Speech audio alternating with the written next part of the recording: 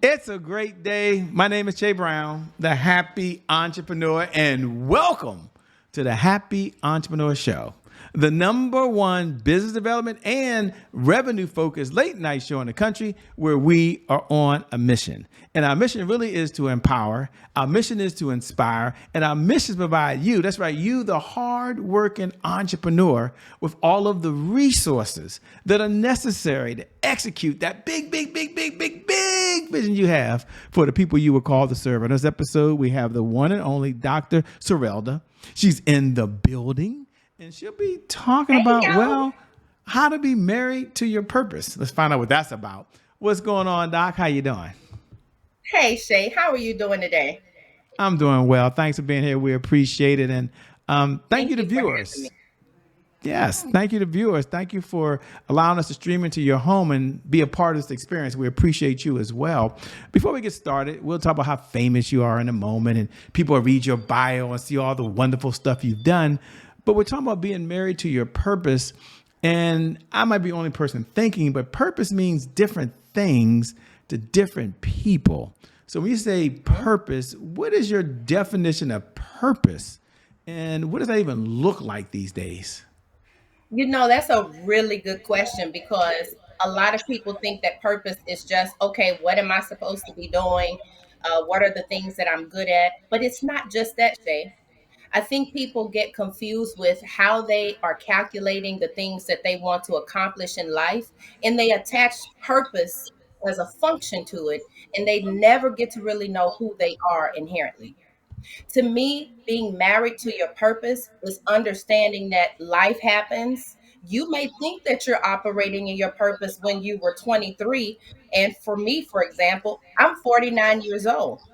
I just recently went through a divorce after 23 years. I wasn't expecting that to happen.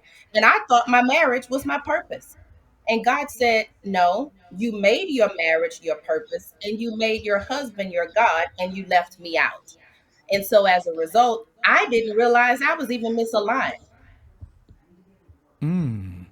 What do you say to the person that's listening right now and they're saying, whoa, that's pretty powerful? How would she describe passion, Shay? Because I always hear people say, you got to be in your purpose and your passion. I thought they were one and the same. Let's get Dr. Serelda's view of the world. Is passion and purpose, from your view of the world, the same? Or how would you define passion? And again, ladies and gentlemen, I can ask any question I want. So we might as well get it out the way. If you're going to be married, don't you want to know if you're married to your passion or your purpose? I mean, I want to know. So what's your definition of passion, and how is that relatable to purpose? Sure. So you asked me a question, and I'm going to start with that. I don't believe that passion and purpose is the same thing, and I'll tell you why. I thought, just like I said earlier, I was married, got married at 25 years old, was in the military, met my husband in the military, and we built a life. I was happy. I thought I was operating in my purpose, and I was passionate about everything I was doing along the way. Well, when I realized here at 48 years old, 47 years old, wait a minute, I thought my marriage was my passion. Now my marriage is gone. So I'm stuck. I was literally stuck like, God, what am I supposed to do? This is what I'm supposed to do. I was born to be married. And he said, no, you were not. You created that. So there's a difference between the passion that you are inherently gifted to do and the passion that you want to do. And oftentimes we misalign ourselves because of what we see other people doing. I don't want to be in anyone else's passion space, and I don't want to be in anyone else's purpose space. I want to be in my own swim lane. I love it, in your own swim lane. What do you say to the person out there that says, can your purpose change over time? I mean, and if so, how does one know when it's shifting? You know, there was a time I was single, then I was married, then I was divorced, now I'm married again. Then there was a time my kids were little, now I'm an empty nester. Now I'm having grandkids. I mean, it's just crazy. So what do you say to the person out there that says, man, will I be stuck with this one purpose my whole life, or does it shift over time? I'm just curious. And then, ladies and gentlemen, don't worry. We're going to get into her backstory. Don't worry. Some of you want to know who she is. Some of you already have read her bio. Some of you done Googled her before you showed up. I get it. But she's going to talk about who her backstory is in a moment. But first, the question, does purpose Yeah. change over time? You know what, Shay? I think people also interchange two more words, which is changing and evolving. I don't think that our purpose changes. I think that our purpose evolves. I'll give you a really good example. Earlier today, my son, he just recently got a brand new job in Washington, D.C., and he's having to take the fast lane to work, which means he has to use the toll. Well, for whatever reason, he has two of the devices. So they're doubly charging him. He's a college graduate. He doesn't have a lot of money in his account. He's freaking out. I said, listen, you don't have to stress about that. Things evolve. He was so upset that I said, you know what? I'll help you take care of it financially. And he was adamant, very compassionate kid. And I said, it's okay. It's money. And I'm not frivolous with money, but I understand that money does what we want money to do, unless we let money do it to us. So what I said to him was, I am your mom at 49 years old, and you're going to be 22 on tomorrow. When you were 5 years old and I was a different age, that relationship was different. And that's the same way I look at purpose. My relationship with purpose is totally different right now than when it was when I was 23 years old or 18 coming out of high school going into college. My purpose has evolved. The core of what I do and what I believe in did not change. The core is the same. So that leads us to a really good part where we are now, which is who is Dr. Serelda? I mean, what's her backstory? So it's a two-part question. You gave us a little sneak preview early on, but who are you? So what's your backstory? And then what was that defining moment? That moment you said, no, not only do I know what my purpose is, but I'm here to teach other people how to be married to their purpose. So two-part question. Who are you? And what led to the topic we're Sure. talking about now?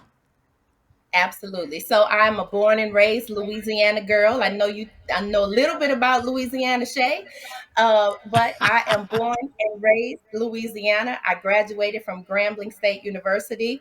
I was in the marching band. I was the lead vocalist. I played clarinet, saxophone, and all those good things, and was commissioned in the Army back in 1999. Did a full career, retired from there, and then started working for the federal government. And that's where I am now, but also building my business here as well concurrently.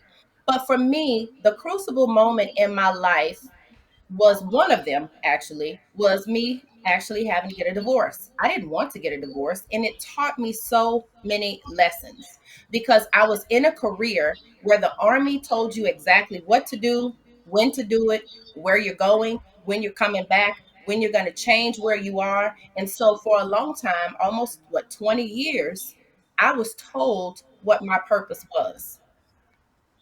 And I'm using the word purpose very loosely. And so for me, once again, I didn't get promoted to lieutenant colonel. For those who don't know anything about the military, you know enough about promotion to know if you're in one space, you want to advance and you go to the other space. So, in layman terms, I didn't get promoted to the next level of promotion, which was lieutenant colonel, and I had to get out of the military. Luckily, I was able to get a retirement.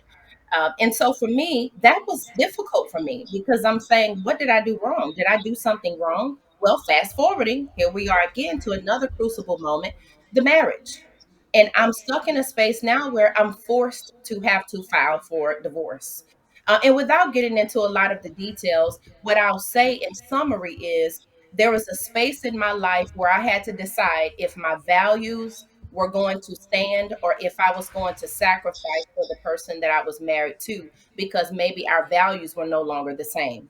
And so I had to make a hard decision. I had children at the time. My son was going to college. It was very difficult. But God said to me once again, you have two options.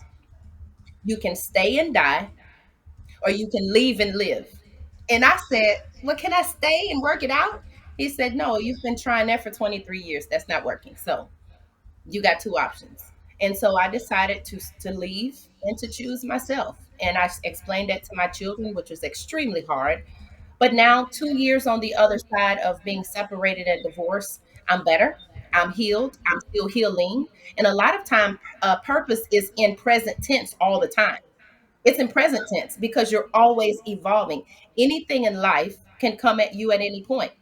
When we hang up from this call, something could happen. And we have to adjust and adapt to that. So To me, if I had to talk to people today and tell them anything, I would leave you all with this and say, it is okay to begin again, whatever that looks like. Don't rush into anything. Learn yourself. Even if you have to relearn yourself and unlearn some behaviors, do it. It's okay to begin again. I love it, by the way. You can begin again. It leads us to a good part where I want to talk to two audiences, if you don't mind. The first audience, for those folks that are out there listening, might be wondering, well, how do I find my purpose? Like, we're going to talk to you, and I'm going to answer that question right now. What are two or three things that someone can do to try to discover their purpose? We'll start there, and then we'll come back when she finishes that. We'll have a conversation, and then we'll talk to you more experienced folks, you folks who are seasoned, and you want to stop dibbling and dabbling with your purpose. You want to stop, waffling back and forth. You're like, well, how do I stay on course with my purpose? Maybe she'll have a suggestion for you, but first, let's talk to the folks out there that are like, how do I even discover my purpose? Do you have one, two, or three ideas that you can share to that person that's leaning in right now and they want to be married to it, but they want to make sure they discover their purpose? What would you say to that person now? Absolutely. So, if I may, Shay, if you all can take out your phones or a notepad or something like that, I want you to type in 33777 and text me the letters MTMP. And when you text that to me, I'm going to send you the Married to My Purpose alignment tool. That tool gives you the opportunity to do a questionnaire for yourself. You don't have to turn it in, it's not graded, but it gives you the opportunity to see where you are right now today.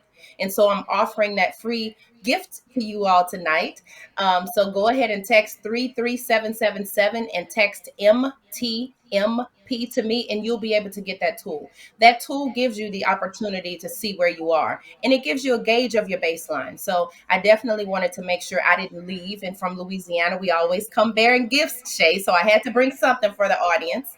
And so, yeah, that's what I would tell them. But if I had to give them three things, since they can't see the alignment tool, I would tell them to recenter, I would tell them to renew, and I would tell them to be okay with repurposing, recentering, renewing, and repurposing. Because a lot of times we get attached to jobs, we get attached to Mm-hmm. people, we get attached to ideologies, and we lose ourselves. I did. I was stretched so many ways. I didn't recognize myself. My identity was compromised. And I don't want anyone else to go through that. It was painful. I was in therapy. I'm still in therapy. Therapy is good, folks. Okay. And I so love that's that. that's my key thing if I had to share anything with them today. Hmm. I love that. And you may have heard that consistency is the key. Consistency is the key. Consistency is the key. And having said that, what do most people struggle with most? Shay's got two hands up, by the way. Consistency. So what do you say to the person that knows their purpose, but they're having a hard time being consistent? And I guess the question directly to you is, how do you keep yourself consistent? How do you keep yourself focused? How do you keep yourself on intention? What drives you to be able to do that you would want to share with someone that's listening right now? Absolutely. So, two things. I have two children. And when I wrote my first book back in 2018 or 2019, I wrote it, first of all, I wrote it in 30 days and it was a bestseller overnight. Most of them are actually, even the Married to My Purpose book was a bestseller overnight. But one of the things that happened when I was writing that book, God told me, if you died today, your children will have something that shows who you were and who you are. So you have to write this book because I wanted to quit. The other reason is that God has assigned each and every one of us, and I'm not trying to proselytize anybody based off of your religion, but even if you don't serve a God, I need you to understand you are called to a group of people in this world, and they're waiting on you. And if you haven't figured out who you are, you're preventing them from figuring out who they are. Shay has this talk show. Shay has this podcast. So he's doing something to reach an audience. Everybody in the world is not tuned in right now because everybody is not called to Shay's measure of purpose. We have to understand our measure of purpose and also understand us sitting on our bottoms is not going to help the next person. Connection in this world, we underestimate, and we certainly underestimate human interaction. So for me, understanding the why, understanding that other people I am accountable to, and knowing that I'm leaving a legacy behind for the seeds that I have created. I love that. You're so authentic. You're so transparent. You're so open. Thanks a lot. This is so cool. And ladies and gentlemen, I've had a chance to meet her on more than one occasion. And the person you see on the other side right now of the screen is the type of person she is in real person. So you get that same type of energy, which is pretty cool, by the way. This leads to a segment we have here that I think is important and a great segue called Today is My January 1st. Now, for those folks that tune in every night at 11 p.m. Eastern Standard Time, you know what we're about to do. In fact, you might even wait to say these magical words every night. You can go ahead and say them. Today is my January 1st. Happy New Year to you, by the way. And for all of my new folks who are joining for the very first time, welcome to the Happy Entrepreneur Show family. It's a blessing to have you allow us to stream into your home. Today is my January 1st, represents for us our personal mantra. It means you get a fresh start. It means you get a do-over. It means your past, no matter how dark and gloomy that past is, or how bright and sunny that past is, the past really no longer equals the future. And so my question for Doctor on the other side is really twofold. Number one, when you hear those words, today is my January 1st, what do you hear? And number two, what was another setback, another challenge that you had in your life, and how were you able to overcome it?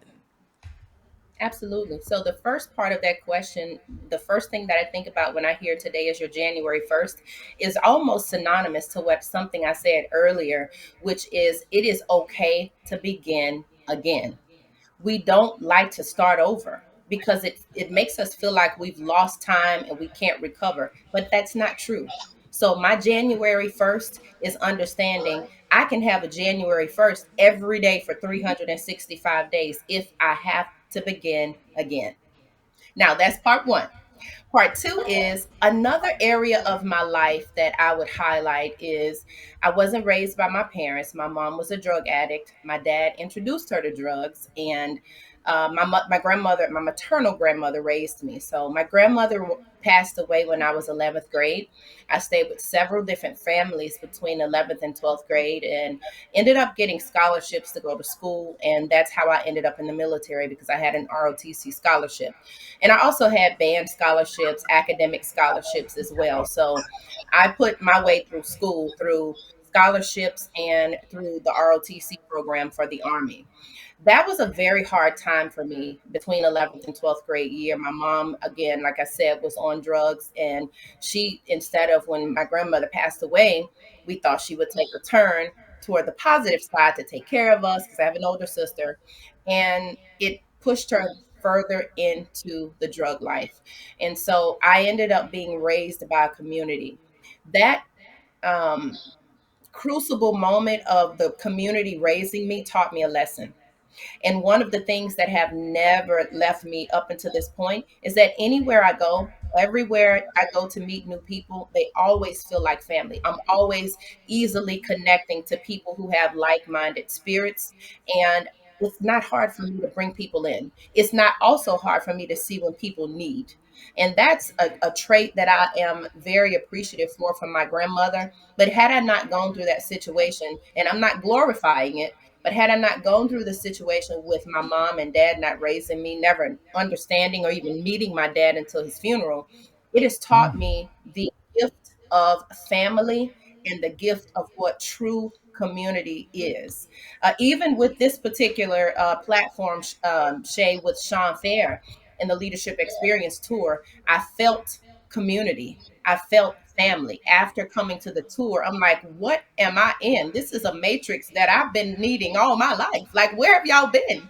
And so being able to understand community, not in a traditional sense, has kept me throughout these years. Well said, by the way. Thanks for sharing that, by the way. And you are amazing. You're incredible. And now you're changing the lives of folks every single day. And that's so incredible. One of the questions I like to ask when we have a few minutes, and we have a few minutes now, is what is one of the best pieces of advice you've ever been given. And I'll frame it for the audience because you've served in the military. Thank you so much for serving, by the way. You've had more mentors you can probably remember these days. You've read more books. I don't know if you count the number of books. I don't even count the number of videos I watch anymore because, right now, 10,000 hours is a joke when you get on your phone scrolling, by the way. But if you had to step back and say, man, if everything I've learned, Shay, from everybody, here's one of the best pieces of advice I've ever been given that I want to share with someone else, what would it be and why? I would say, number one, keep God first. Understand that you are not your higher power, whatever that is for you. You have to have something outside of yourself that keeps you grounded.